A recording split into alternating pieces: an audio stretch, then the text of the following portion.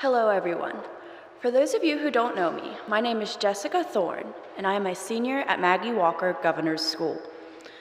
My family and I have been members since slightly before my third grade year, which was a little over 9 years ago.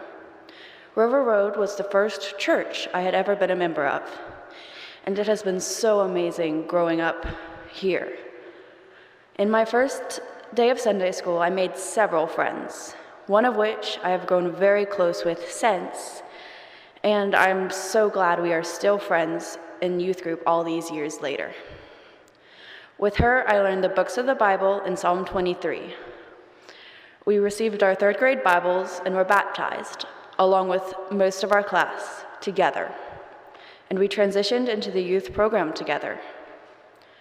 As I have gotten older, this church has become less of a place my parents made me go and more of a place I wanted to be. A place to relax and spend time with my friends and family in youth, children, and intergenerational activities.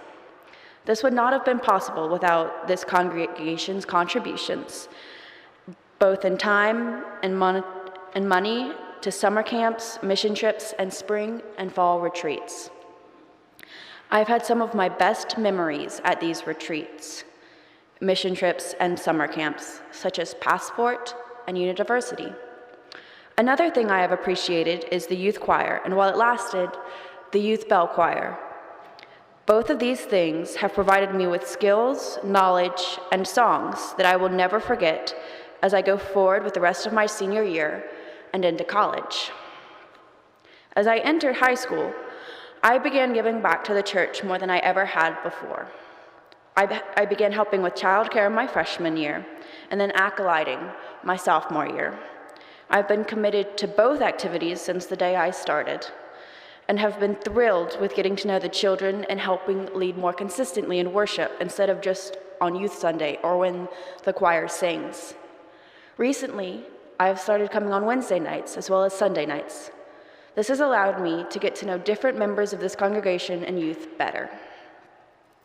All of these activities and trips have provided a constant in a time when our youth group has been dealing with almost constant change. Having Sunday school teachers and other adults that would listen to us was so gratifying and necessary. I don't know what I would have done I don't know if I would have been able to make it through having 4 youth ministers in 7 years without them. And you all contributed to these constants. Now, don't get me wrong, it was wonderful with all of them. Chester, Michael Kellett, then Chester again, then Kim for a few months, and finally, Marnie. Just change is hard.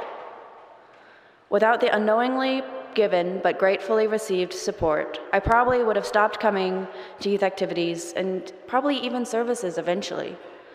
In fact, because of various factors like homework and stress, I almost did stop coming several times. And each time I came back, I was welcomed with open arms, even if it was hard sometimes because I would have missed out on events and activities that everyone was talking about.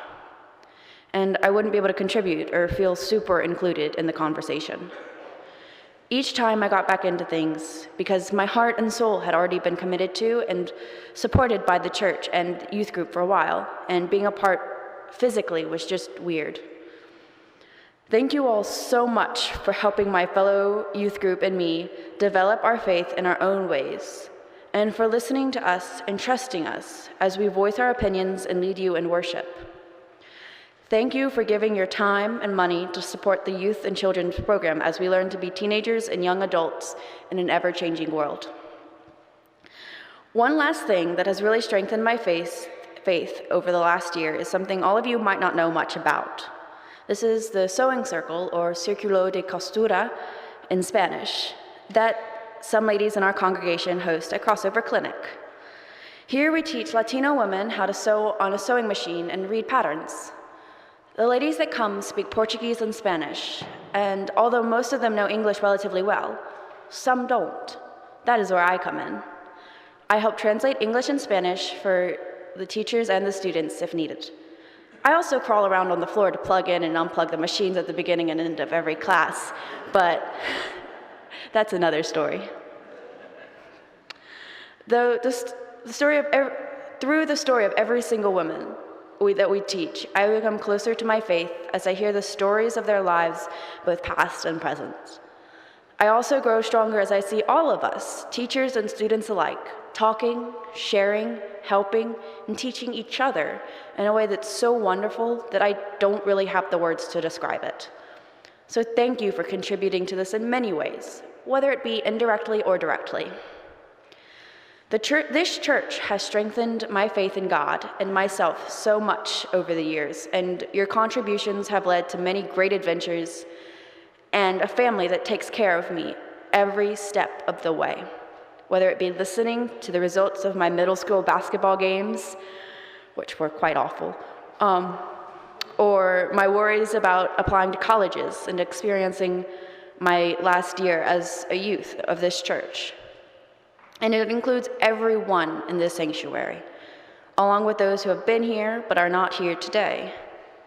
You all have made me stronger and helped me feel special, and I hope you will continue to support our church and youth programs so that the children and younger youth will have the same amazing experience I have had and continue to have with this congregation and youth program. Thank you.